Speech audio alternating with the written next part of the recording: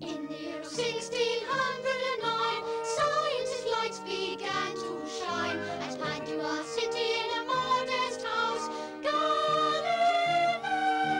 Galilei set out to prove the sun is still on the moon. The sun is still on the moon. The earth is on the moon. The earth is on the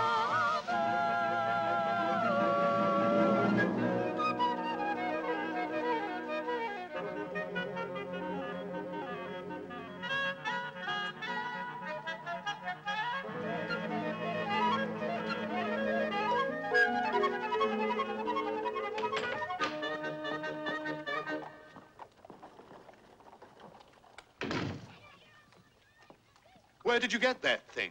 A coachman brought it. Who sent it? He said the Court of Naples. I don't want their stupid presents. Illuminated manuscripts, a statue of Hercules the size of an elephant. They never send money. But isn't this an astronomical instrument, Mr. Galilei? Oh, it's an antique, too. An expensive toy. What's it for? It's a map of the sky according to the wise men of ancient Greece. We'll try and sell it to the university. They still teach it there. How does it work, sir? Oh, it's complicated. I think I could understand it. Maybe. Let's begin at the beginning. Description. There are a lot of metal rings. How many? 8. Correct. And? There are words painted on them. What words? The names of the stars. Such as? Well, here's a band with the sun on it, and on the inside band is the moon. Those metal bands represent 8 crystal spheres, like huge glass globes, one inside the other. The stars are supposed to be tacked onto them. Spin the band with the sun on it. You see the fixed ball right in the middle? Yes. That's the Earth.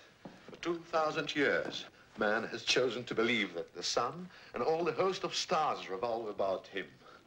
The Pope, the cardinals, the princes, the scholars, the merchants, and the fishwives have all pictured themselves squatting in the middle of an affair like that. Locked up inside? Mm-hmm. It's like a cage. So you felt that too. But we are pulling out of that old contraption now. How? I'd like to think the ships began it. They used to hug the shore. Then all of a sudden they left the coast and launched out onto the oceans. All sorts of things were set in movement, including the minds of men. It was the opening of a new age. In Siena, when I was a young man, I saw some masons trying to lift a block of granite. After talking it over for just 5 minutes, they ditched a method that had been in use for centuries and found a new, more efficient way of applying the ropes. I remember thinking then, the millennium of faith is ended. This is the millennium of doubt. Everything is called in doubt today. Everybody at last wants to know, why is this, how's that? That's what the books say, but let's see for ourselves.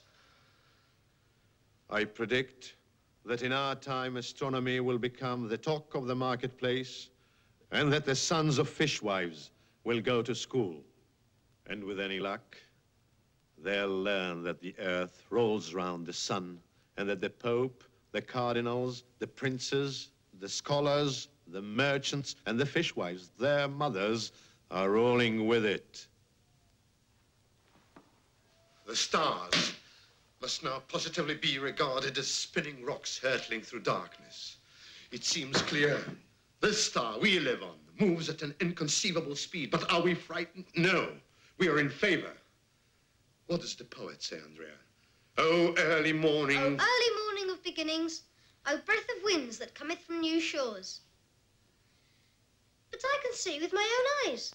that the sun comes up in one place in the morning and goes down in a different place in the evening. It doesn't stand still. I can see it. You see nothing. All you do is gawk. Gawking is not seeing. No, that's the sun.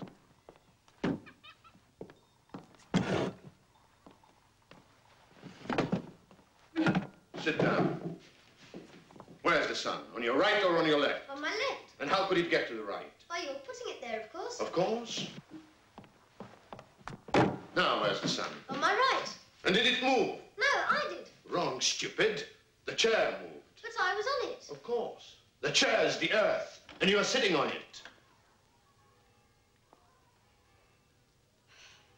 What are you doing with my son, Mr. Galilei? Mother, you don't understand. And I suppose you do. Last night he tried to tell me a feather falls as fast as a cannonball. We seem to be on the threshold of a new era, Mrs. Sarti. Well, I hope we can pay the milkman in this new era. A young gentleman is here to take private lessons, and he's well dressed, so don't frighten him away like you did the others. Wasting your time with Andrea.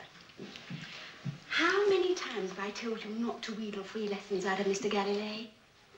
He can't afford it. Could I finish my milk, even if it isn't paid for?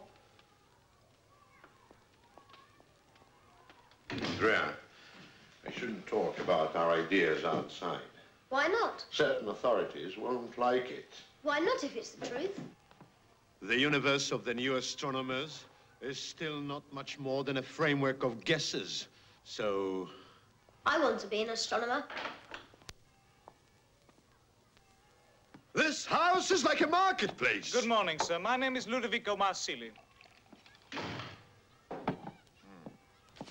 Hold it.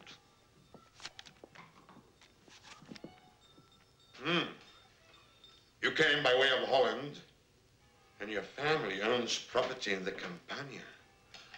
Private lessons, 10 scudi a month. That's all right, of course, sir. What's your subject? Horses. Oh, in that case, 15 scudi a month. That's all right. Andrea. You'll have to be patient with me, sir. Science makes no sense to me.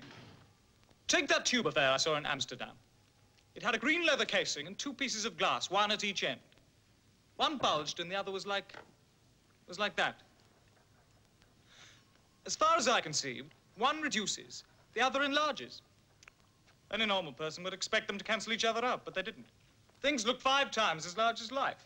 What sort of things did they enlarge? Church steeples, pigeons, boats, anything at a distance. Did you look through it yourself? Yes, sir.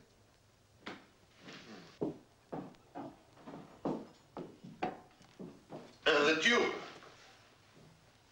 had 2 lenses. Was it like this? Yes, but... A recent invention? It must be. They only started peddling it on the streets a few days before I left Holland. Why do you bother your head with science? Why don't you just breed horses? My mother says science is necessary nowadays. For conversation. Why not try Latin or theology?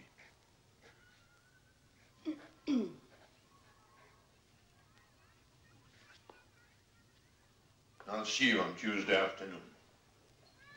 Thank you, sir. Good morning.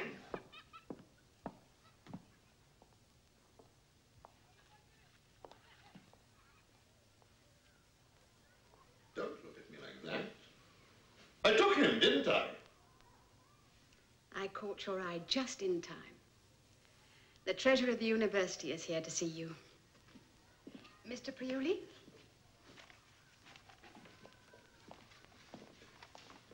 Good morning, Mr. Galilei. Good morning, Priuli. Lend me a scooter.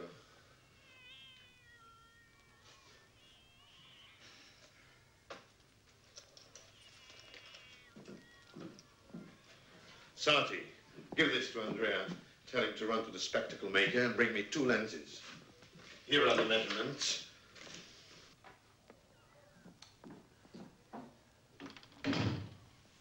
Mr. Galilei, I have come to return your petition for an increase in salary. Unfortunately, I am unable to recommend your request. My dear sir, How can I be expected to make ends meet on 500 scudi? What about your private students? I spend my time teaching. When am I to learn? My particular science is on the threshold of important discoveries. Here are my findings on the laws of falling bodies. That should be worth 200 scudi more. Any paper of yours is of infinite worth, Mr. Galilei. I was limiting it to 200. If you want money and leisure, go to Florence. I've no doubt the Medici would be glad to subsidize you. Eventually, however, you will be forbidden to think in the name of the Inquisition. No, you're happy here in the Republic of Venice, but you need money. It's only human. May I suggest a simple solution? Our city elders are businessmen. No.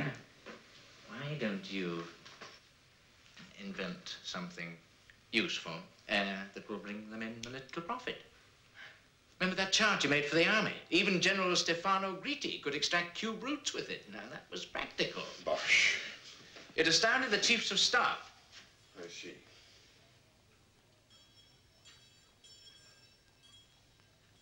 Priuli? I may have something for you. I haven't quite got there yet. You are a great man. A discontented man, but I've always said you were a great man. My discontent, Priuli, is what you should be paying me for if you had any sense. And for the most part, it's this satisfaction with myself. I'm 46 years of age, and I've achieved nothing that satisfies me. I won't disturb you any further. Thank you. Good morning.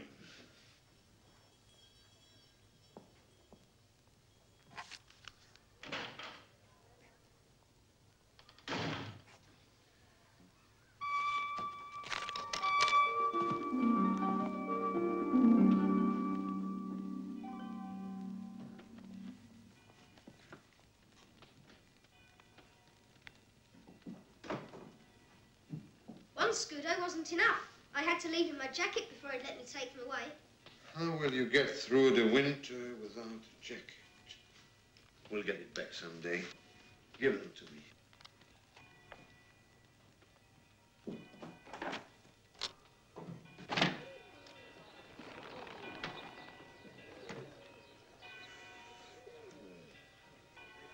What are they for? Well, something for the Senate.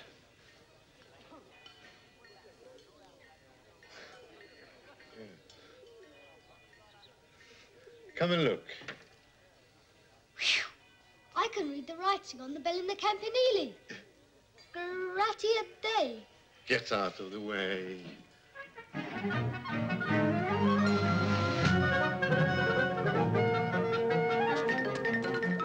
No one's virtue is complete. Great Galileo liked to eat. You will not resent, we hope, the truth about his telescope.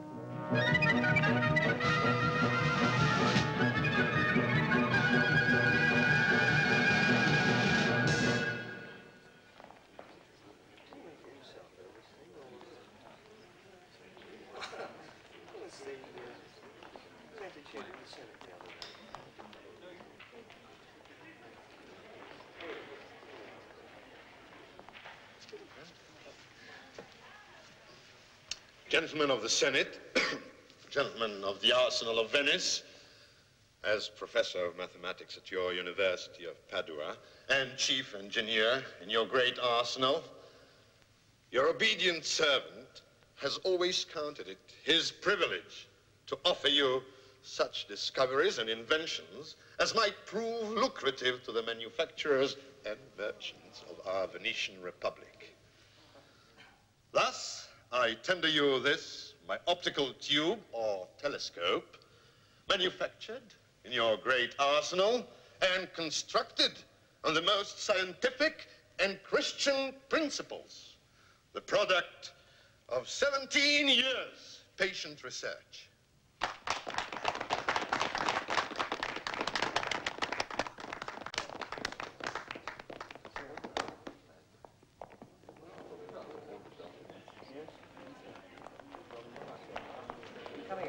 Waste of time, Segredo.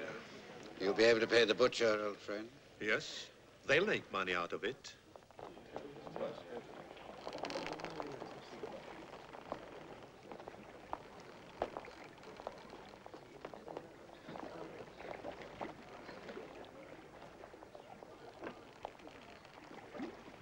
Gentlemen, our republic can congratulate itself.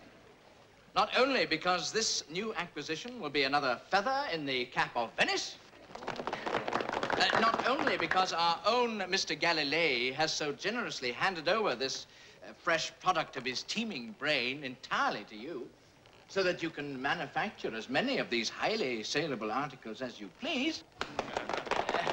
But, gentlemen, has it also occurred to you that with the help of this remarkable new instrument, the enemy fleet will be visible to us a full 2 hours before we are visible to them? And now, gentlemen, Mr. Galilei entreats you to accept the instrument from the hands of his charming daughter, Virginia.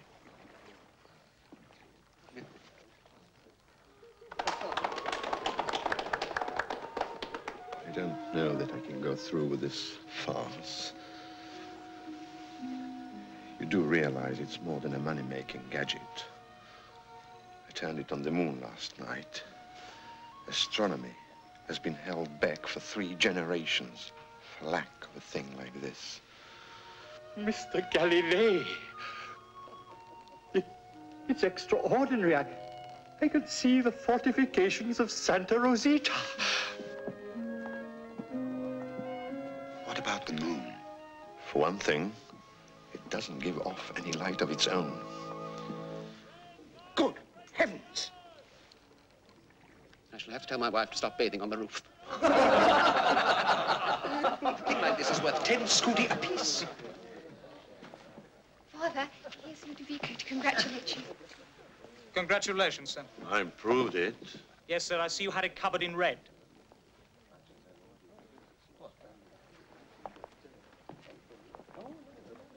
Do you know what the Milky Way is made of? No. I do. Congratulations, Mr. Galilei.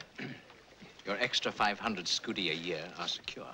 Oh, of course, the 500 scudi. Isn't it a pity a great republic always has to find a pretext to reward its great men? What incentive would great men have otherwise? Mr. Galilei. Congratulations, Mr. Galilei. Well done. Well done, sir. That's marvelous. Did I do it all right? Seemed all right to me. I think they're pleased with Father. I think I'm beginning to understand something about science. January 10, 1610. Galileo Galilei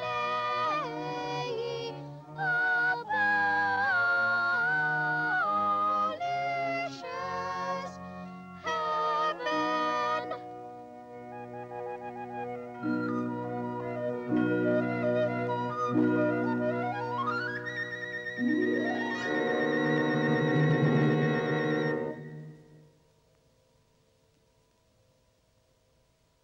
The edge of the crescent is jagged.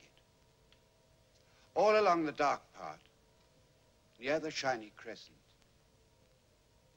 bright particles of light keep appearing, one after the other, and growing larger, and finally merge with the bright crescent.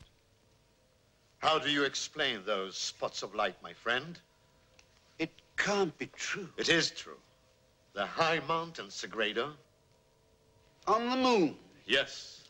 Gigantic mountains. The spots of light are peaks catching the rising sun. The slopes of the mountains are still dark. If you look again, you can see the sunlight moving down from the peaks into the valleys. But this gives the lie to all the astronomy that's been taught for the last 2,000 years. Yes. What you're seeing now has been seen by no other man beside myself. But the moon can't be an Earth with mountains and valleys like our own. Any more than the Earth can be a planet. The moon is an Earth with mountains and valleys. And the Earth is a planet. Simply another heavenly body, one among thousands. As the moon appears to us, so we appear to the moon. From the moon, the Earth looks sometimes like a crescent, sometimes like a half globe, sometimes a full globe, and sometimes it's not visible at all.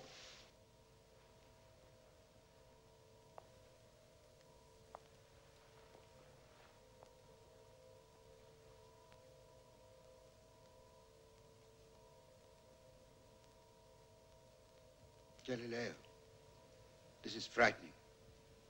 I've discovered something else. Something even more astonishing. There it is. Your miraculous optical tube. Do you know this product of 17 years of patient research will be on sale tomorrow for 2 scudi apiece?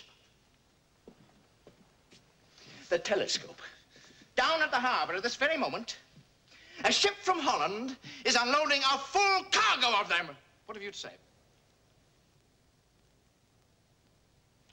When I think of the poor gentlemen of Venice who thought they were getting exclusive rights, why, when they took their first look through the glass, it was only by the merest chance they didn't see a peddler 7 times enlarged selling tubes exactly like it on the street corner.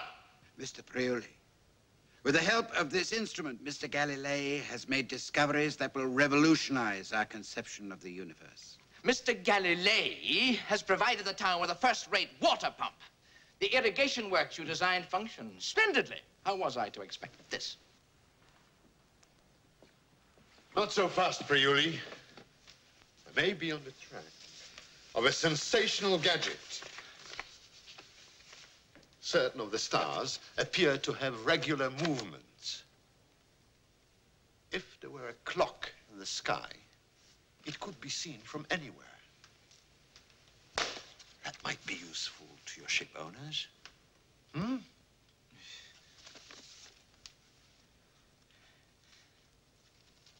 No, I won't listen to you. I listened to you before. And as a reward for my friendship, you made me the laughing stock of the town. Oh, yes, you can laugh. You've got your money. But let me tell you this. You have destroyed my faith in a lot of things, Mr. Galilei. This world makes me sick. He's almost human when he's angry. Did you hear? A world where you can't do business makes him sick. Did you know about these Dutch instruments? I'd heard about them, but the one I made for the Arsenal was twice as good as any Dutchman's. Besides, I needed the money. How can I work with a tax collector on the doorstep? And my poor daughter will never acquire a husband unless she has a dowry. Besides, I like books, all kinds of books. And you know I don't think well unless I eat well. I get my best ideas over a good meal and a bottle of wine. If only I could have 5 years to do nothing but research. What about Copernicus's theory that the Earth rotates around the sun? I noticed something through the telescope on Tuesday, which might prove a step towards even that. There are 4 lesser stars near Jupiter. I happened on them on Monday, but didn't take any particular note of their position. On Tuesday, I looked again. I could have sworn they'd moved. I've recorded their positions.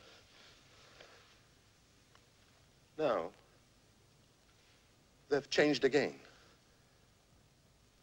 Tell me what you see.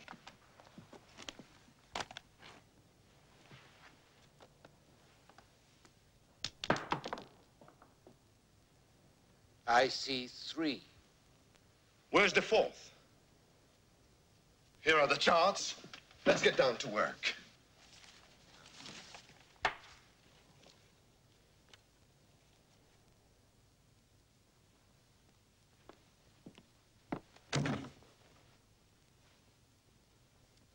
The 4th must have moved round behind Jupiter where we can't see it. That means there's a small star revolving round a big star. Jupiter can't be fixed to anything if there's another star revolving round it. Where are the crystal spheres now that the stars are supposed to be fixed to? Nowhere. There's no scaffolding in the sky. There's nothing holding the universe up. Don't stand there like a stockfish, as if you are afraid it isn't true. I'm not standing like a stockfish. I'm trembling because I'm afraid it is true. Why? What do you think is going to happen to you when you say that there's another sun with other Earths revolving round it? That this Earth is a planet and not the center of the universe. And that there's nothing but stars. No difference between Earth and heaven. No heaven at all. Where's God then? What do you mean? God. Where is God? Not out there, any more than he'd be down here if somebody out there came down to look for him. Where is he then? I'm a mathematician, not a theologian. You're a human being. Where is God in your system of the universe? Inside us, or nowhere.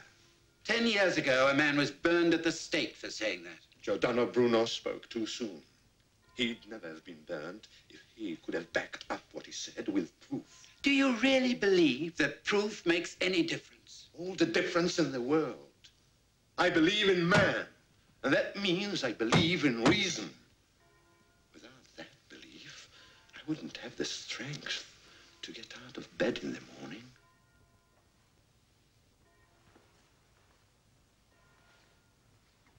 How can you mistake man's contemptible cunning for reason? I know they call a donkey a horse when they want to sell it, and a horse a donkey when they want to buy it. But is that the whole story? If I were to drop a stone and tell people it didn't fall, do you think they'd accept it? No. The seduction of proof is too strong. In the long run, no one can resist it. Good morning, Father. Up so early? I'm going to Matins with Mrs. Sarti. Ludovico's coming too. How was the night, Father? Clear? Yeah, I looked through the tube. What for? It isn't a toy. I know that, Father. What did you find? Some little specks by the side of a big star. I must find a way of drawing attention to them. Perhaps I'll call them the Medicean stars to please the Duke of Florence. By the way, we may move to Florence. I've written to His Highness asking if he can use me as court mathematician. Shall we live at court, Father? Galileo. My dear Sagredo, I must have time to work out my proof, and I need my comforts. My only worry is the Duke may not take me. Surely he'll take you, Father, with those new stars. I'm not used to writing letters to important people. Do you think this will do?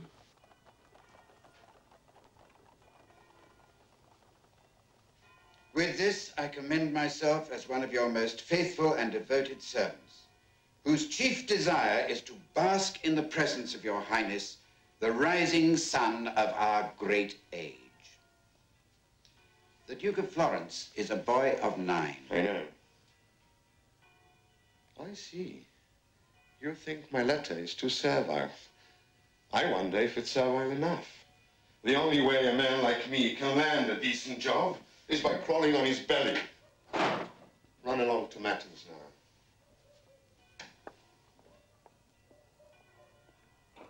Galileo, don't go to Florence. Why not? It's ruled by monks. There are scholars, too. Lackeys. I'll take them by the scruff of the neck and make them look through my tube. Even monks can be seduced by proof. Galileo, you're setting out on the road to disaster. You're suspicious and skeptical in science, but in politics, you're as naive as your daughter. How can those in power leave a man at large who tells the truth, even about the remotest stars? Can you see the Pope calmly writing down in his diary, 10th of January, 1610, heaven abolished? A while ago, when you were at your telescope, I saw you tied to the stake. And when you said you believed in proof, I smelled burning flesh. If they'll have me, I'll go.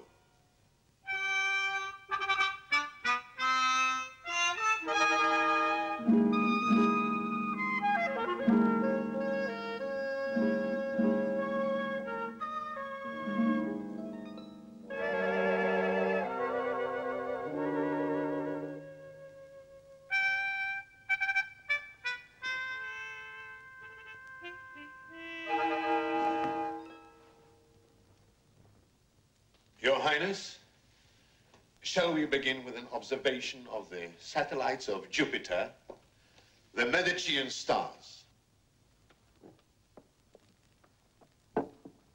Sit down here, please. Thank you, my boy. No, I'm afraid it's not as simple as that. Before we use your celebrated instrument, Mr. Galilei, we beg the favor of a disputation. Subject, can these moons exist? A formal disputation? Why don't you just look through the telescope and see for yourselves? Here, please. Yes.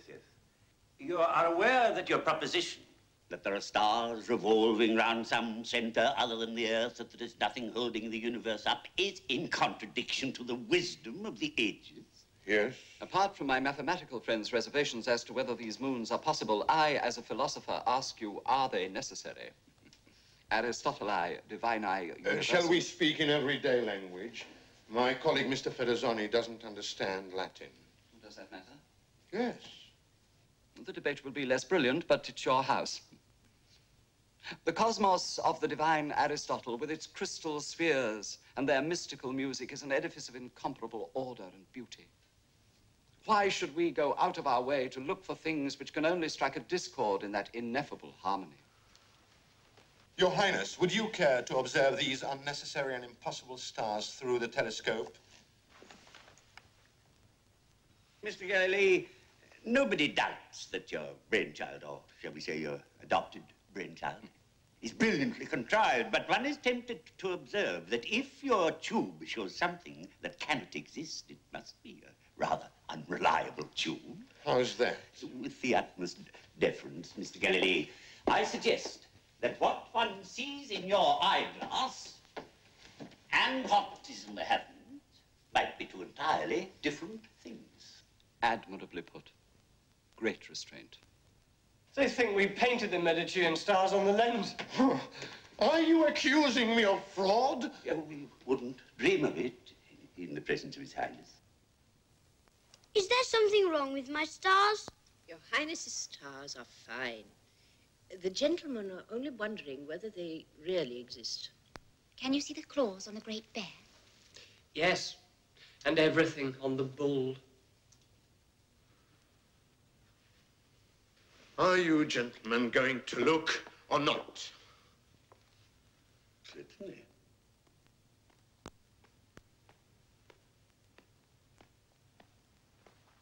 What's the matter with you? They're stupid. Deplorable child. Your Highness, I have just received an important message. I think we should go at once. Gentlemen, the sum of our knowledge is pitiful. It has been my singular good fortune to get hold of a new instrument that brings a small patch of the universe a little bit closer. It's at your disposal. Make use of it. Your Highness, ladies and gentlemen, where is all this leading? Are we as scholars concerned with where the truth might lead us? Mr. Galilei, the truth might lead us anywhere. Your Highness, these nights, all over Italy, telescopes are being turned on the sky. The moons of Jupiter have never been seen before, and yet they exist. The man in the street may conclude that a good many other things may exist if only he opens his eyes. Gentlemen, we oughtn't to be defending shaky doctrines. You are teachers. You ought to be doing the shaking. I wish your man would keep out of what is supposed to be a scientific debate. Your Highness, it looks as if we have to go to the shipyards nowadays to find the high curiosity that was the glory of Greece. Well, I'm sure Mr. Galilei will find admirers in the shipyards. Your Highness, I find this highly informative discussion has exceeded the time we allowed for it. It is imperative that we leave at once. What about cakes, Your Highness?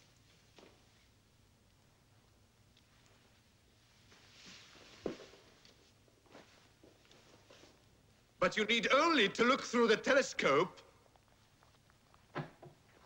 His Highness will, of course, seek the opinion of the greatest living authority, Christopher Clavius, astronomer-in-chief at the Papal College in Rome.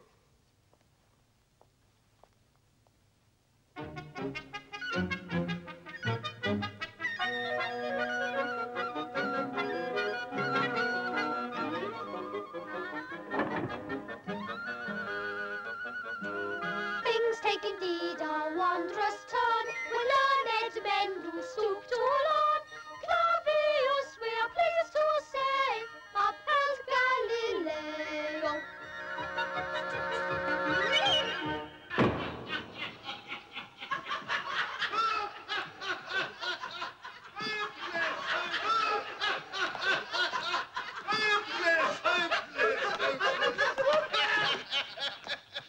Is there anything in the world that people won't believe? Yes, Monsignor, that you don't love your belly. Oh, they believe that. They only won't believe what's good for them. They doubt the devil, but fill them up with a lot of fiddle-dee-dee about the earth rolling in the gutter like a marble, and they swallow it hook, line, and sinker. Sancta simplicity. Oh, the earth's going round too quickly. May I hold on to you, Professor? Mother Earth's been at the bottle again. Venus is listing badly. I can only see half of her behind. Help! Hope we don't get thrown onto the moon. All those nasty, sharp mountain peaks. Don't look down. Oh, we can't have skinny people in Holy Rome. What does the Bible say? Sun, stand thou still upon Gibeon, and thou moon in the valley of Ajalon. Can the sun come to a standstill if it doesn't ever move? Does the Bible lie? How did Christopher Clavius, the greatest astronomer alive, get mixed up in an investigation of this kind? He's in there, with his eyes glued to that diabolical instrument. Mr. Galilei, I think something just fell down.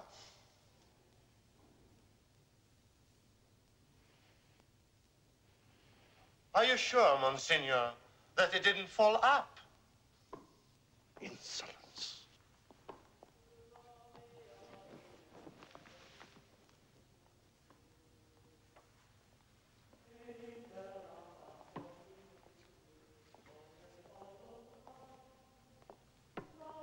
Aren't they out yet?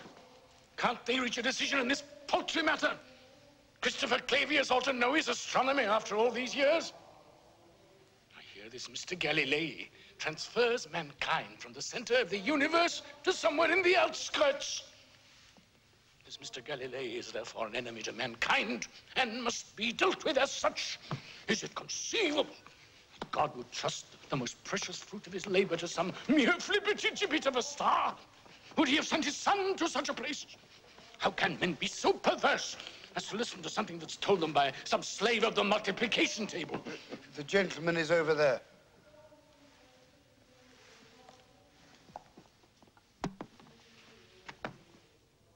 So you're the man. Yeah, my eyes are not what they were, but I can see you bear a striking resemblance to the man we burned. What was his name? Your Eminence, the doctor said you mustn't excite So yourself. you have degraded the earth in spite of the fact that you live by her and receive everything from her. Well, I won't have it.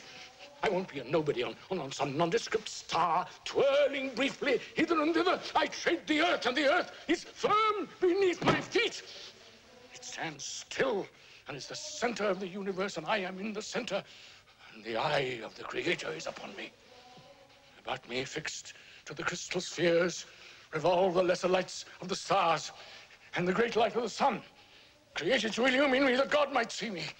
Man, the supreme work of God, the central figure, in his own image, created he him immortal and Your Eminence, you have overtaxed yourself.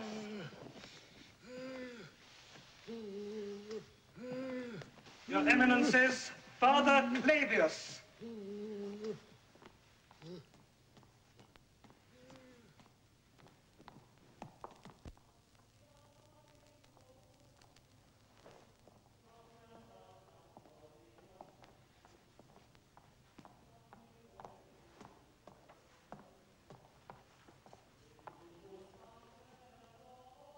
He is right.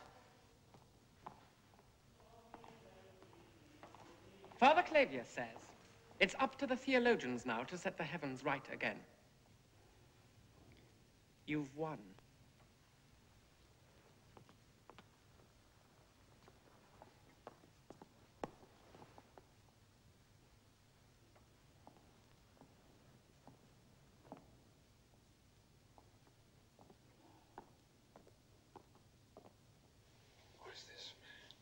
His Eminence, the Cardinal Inquisitor.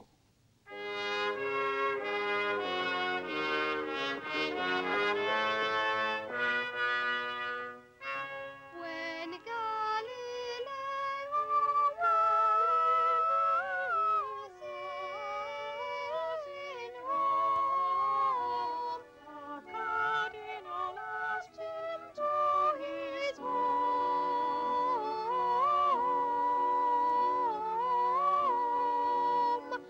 and dined and wined him as his guest. He only made one small request.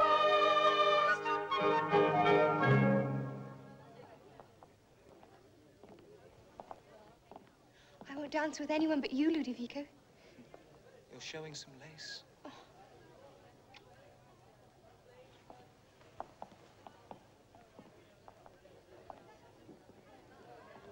Father, feel my heart. Oh, it's thumping. Oh, I want to look beautiful. You'd better. If you don't, they'll start saying all over again that the earth doesn't turn. It doesn't turn, sir.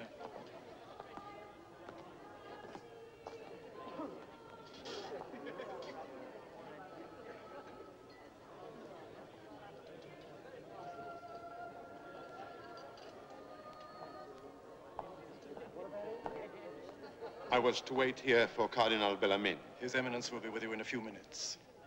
Mr. Galilei. This is an honor, Signor Galilei. Congratulations. Thank you. Run along and enjoy yourself.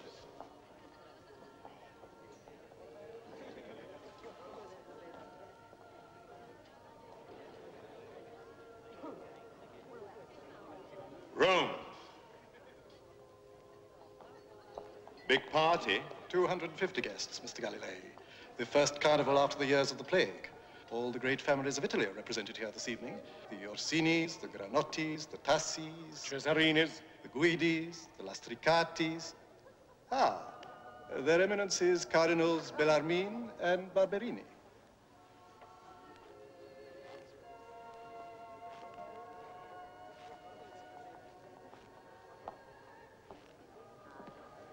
Your Eminence. Mr. Galilei, Cardinal Barberini. Your Eminence.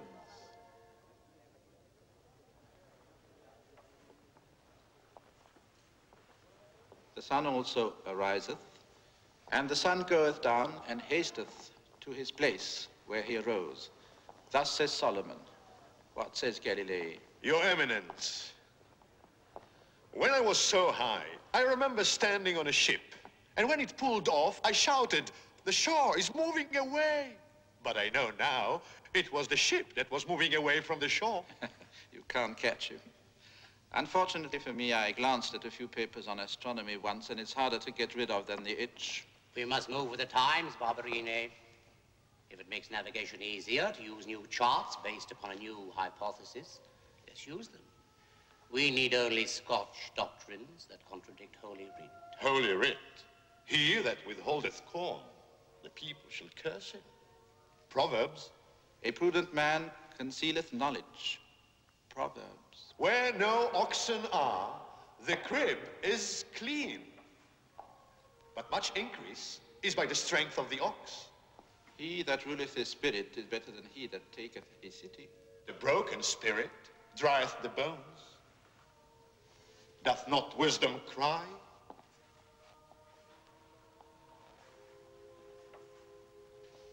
Can one go upon hot coals and his feet not be burned?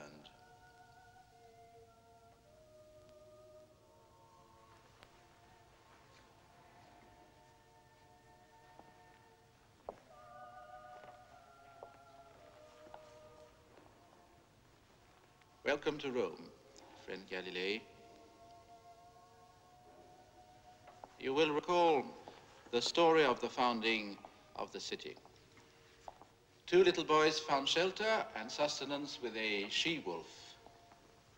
And from that day, we've paid the price for the she-wolf's milk.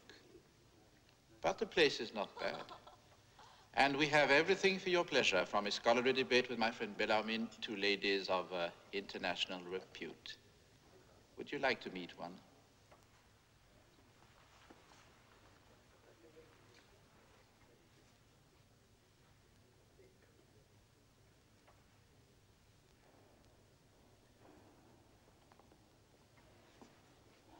No. He prefers a serious discussion. Very well. Are you sure, friend Galilei, that you astronomers aren't just trying to make astronomy easier for yourselves? You speak in terms of circles, ellipses, and uniform velocities, simple movements that the human mind can grasp. Very convenient. But suppose Almighty God had taken it into his head to make the stars move like that. What would become of your calculations then?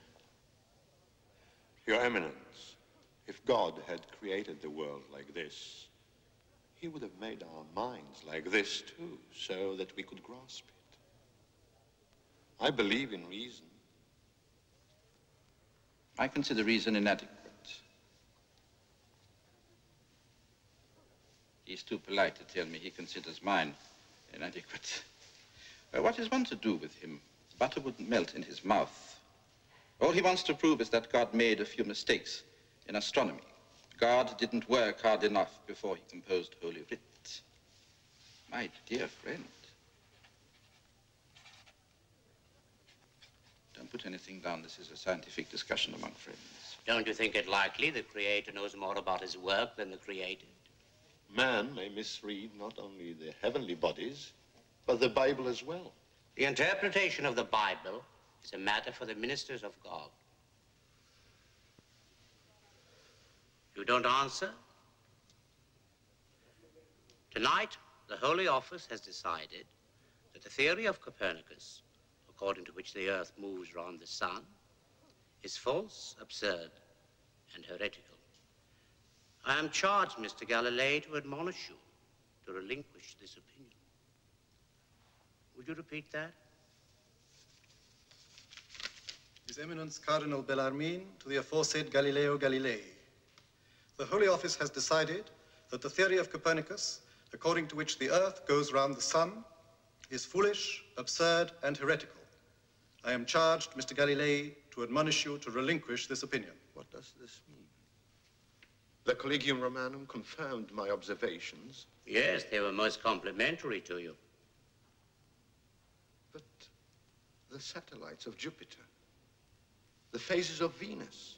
The Holy Office formulated its decree without taking these particulars into account. In other words, the future of all scientific research is completely... Completely assured, Mr. Galilei. It is not given to man to know the truth, but it is granted him to seek after the truth. Science is the legitimate and beloved daughter of the Church. She must have confidence in the church.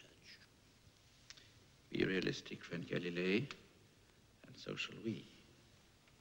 We need you more than you need us. Barberini, it's time we introduced Italy's most discussed scientist to our guests. Let's put on our masks. Oh, poor Galilei hasn't got one.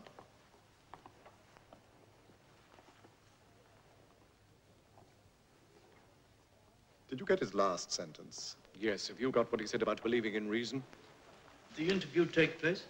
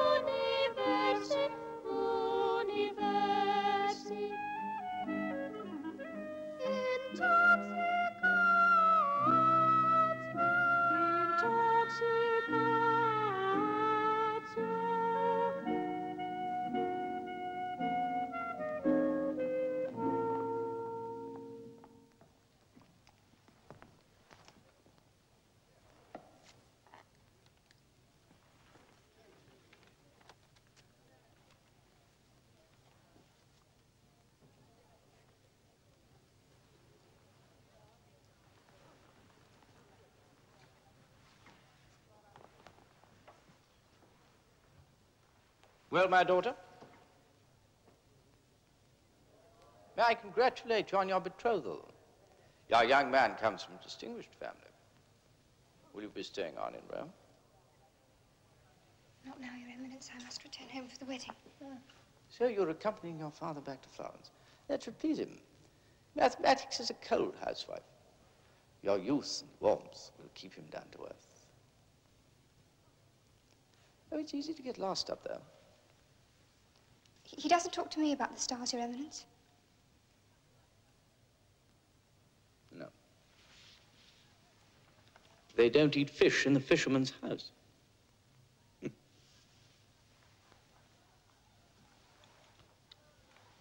Oh, I can tell you something about astronomy. It seems, my child, that God has blessed our modern astronomers with imagination. Oh, it's getting quite alarming. Compared to their picture of the world, our old picture is like a mere miniature, such as might hang round the neck of a charming young lady. The gentlemen of the Holy Office are worried that a prelate or even a cardinal might get lost in such enormous spaces. The Almighty might even lose sight of the Pope himself.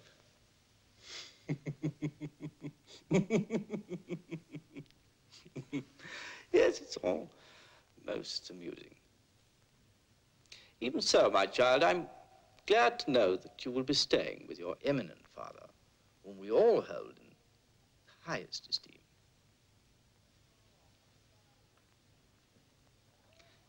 I wonder, do I know your father, Confessor? Father Giacomo of St. Ursula's in Florence, Your Eminence.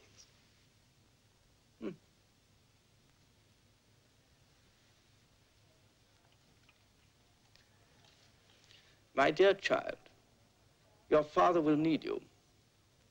Not so much now, perhaps, but one of these days.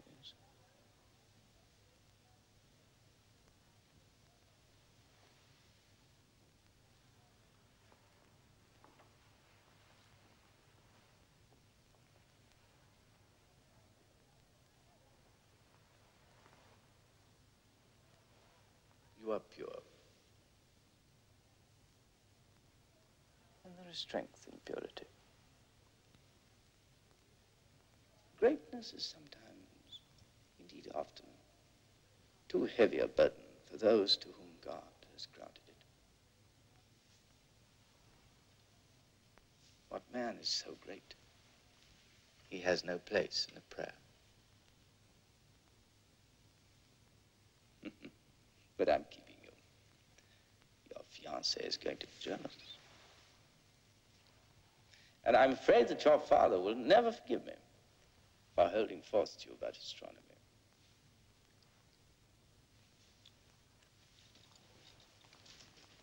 And remember me to Father Giacomo.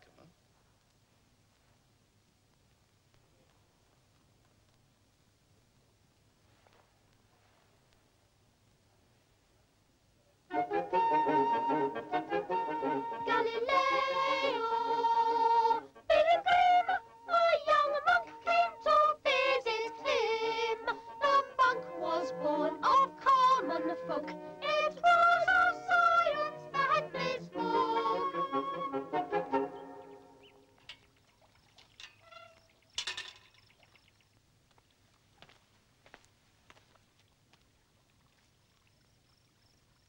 Mr. Galilei? My name is Fulgencio. I'm a student of physics. For 3 nights, I have been unable to sleep.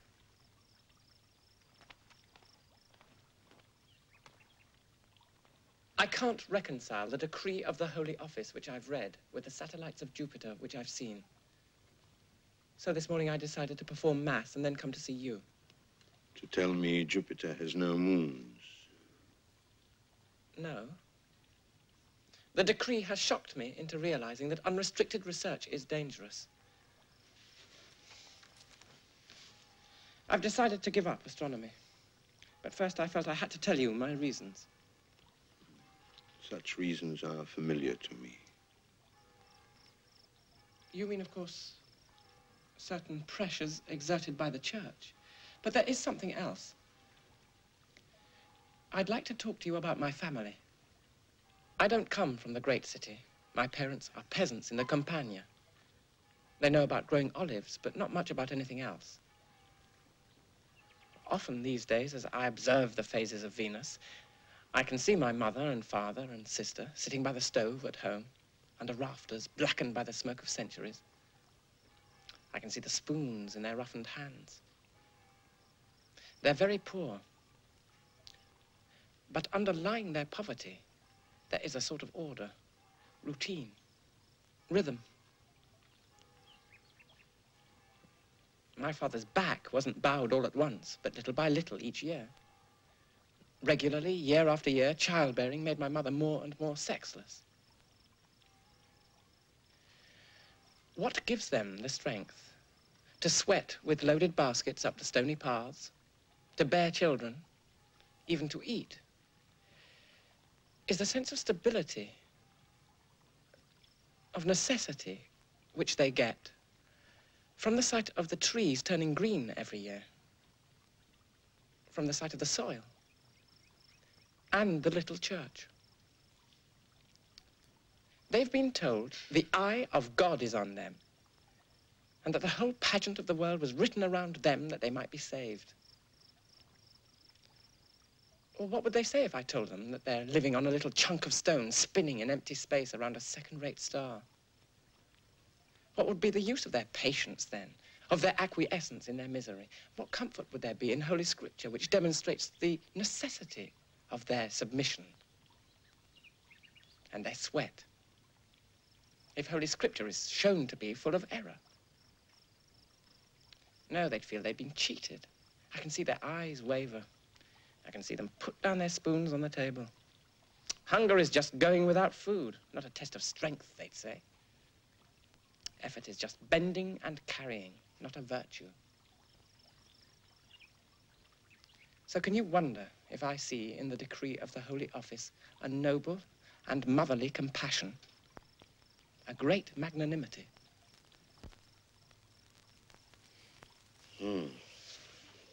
Well, at least you found out that the crux of the matter is not the satellites of Jupiter, but the peasants of the Campagna. And don't talk to me about the beauty that radiates from suffering. Do you know how a pearl develops in an oyster? A jagged grain of sand gets inside the oyster shell and makes its life unbearable.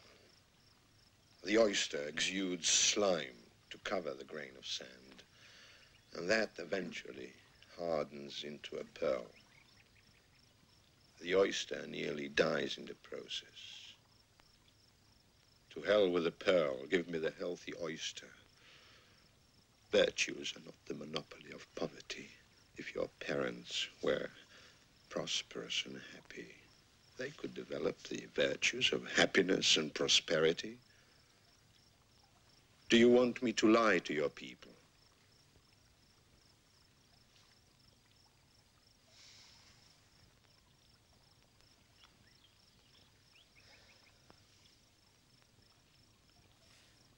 We must be silent from the highest of motives. The inward peace of less fortunate souls.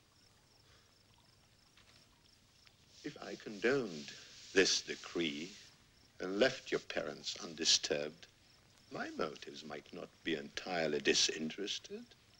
Easy life, no persecution, and so on. Would you like to see a Cellini timepiece that Cardinal Bellarmine's coachman delivered here this morning? And as a reward for leaving your mother and father's peace untroubled, the government offers me the wine they produce by the sweat of their brow. The brow which, as you know, was made in God's image. Mr. Galilei, I am a priest. You're also a physicist. And you can see that Venus has phases. How can new machinery be evolved to control rivers if physicists are forbidden to study the greatest machinery of all, the mechanism of the stars? Can I reconcile my findings on the paths of falling bodies with the tracks of witches riding on broomsticks? You don't think that truth, if it is truth, would make its way without us? No. Truth prevails only as far as we make it prevail. You speak about the Campagna peasants as if there were moss on their huts. If they don't rouse themselves and learn to think, the best irrigation systems in the world can't help them. I can see their divine patience, but where's their divine wrath? They're tired. Are you a physicist? Here is what draws the ocean when it ebbs and flows. Let it lie there. Thou shalt not read.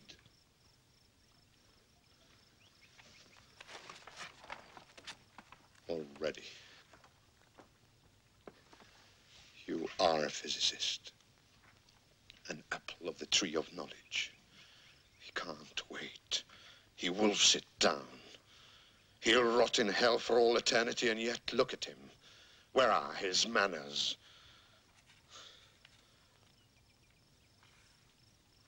Sometimes I think I would willingly be imprisoned in a dungeon fathoms under the earth if in exchange I could find out one thing. What is light? And the worst of it is, when I find something out, I have to tell others about it, like a lover, like a drunkard, like a traitor. I don't understand this sentence. I'll explain it to you, Fulgangio. I'll explain it to you.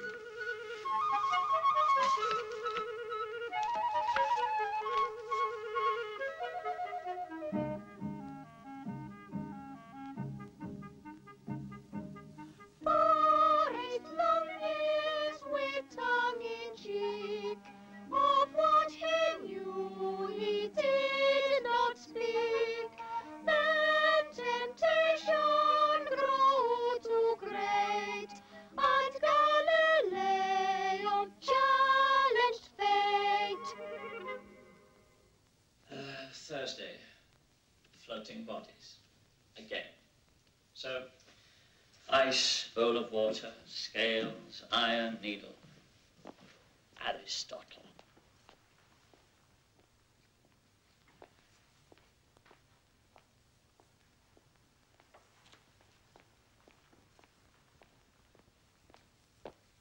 Ludovico likes entertaining. This is for the long dining table. It's got to be perfect. His mother notices every stitch. She's not too happy about Father's books, any more than Father Giacomo. Oh, he hasn't written a book for years. In Rome, a long time ago, a very important ecclesiastic told me things about astronomy. Virginia, I want to talk to you about your marriage. You're such a young thing. You have no mother. And your father just puts pieces of ice on water. A marriage is too serious a business. I wouldn't ask your father questions about your marriage.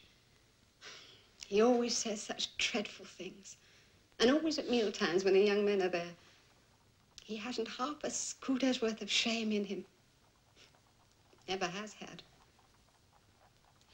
I'm thinking of what the future has in store. I think you should go to see a real astronomer at the university and have him cast your horoscope so you know where you stand. What are you laughing at? Because I've been already. Tell me. Well, I've got to be very careful for the next 3 months because the sun is in Aries.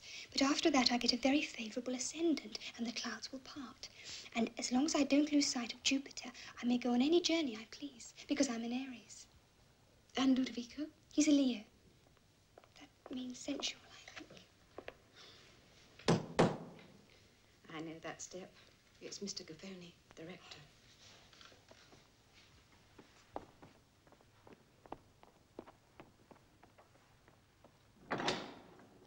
Miss Galilei. Mr. Gaffoni. Just thought I'd bring you a book that might interest your father.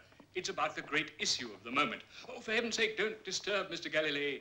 I can't help feeling that every minute taken from that great man is a minute stolen from Italy. Now just put the book into your little hand and disappear on tiptoe. Afternoon.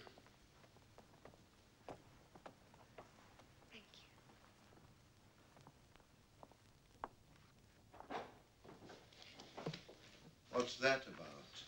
I don't know. Demaculis. It's on the sunspots. And you